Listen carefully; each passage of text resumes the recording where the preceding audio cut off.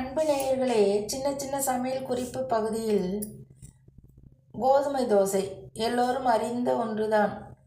ஆனால் இப்பொழுது வரும் கோதுமை மாவு நாம் கோதுமையை அரைப்பது போல் இருப்பதில்லை. தோசைக்கு கரைத்தால் கொல கொல என்று ஆகிவிடுகிறது, எடுக்க வராது.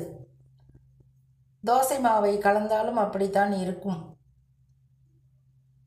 அதனால் அரிசி மாவு, பச்சரிசி மாவோ புழுங்கலரிசி மாவோ அரைத்து வைத்திருப்போம் அல்லவா, அதை அளவுக்கு ஏற்றபடி கலந்து தாளிப்பு போட்டு பச்சை மிளகாய், கறிவேப்பிலை, கடுகு, சீரகம், 2 மிளகு இதெல்லாம் தாளித்து ஒரே வேளையாக தாளித்து விடலாம். அதற்கு தேங்காய் சட்னி மிகவும் பொருத்தமாக இருக்கும். தாளிக்கும் போது சட்னிலையும் கொஞ்சம் போட்டுக்கொள்ளலாம், மாவிலும் கலந்து கொள்ளலாம். நன்றாக வரும் தோசை, சுவையாக இருக்கும்.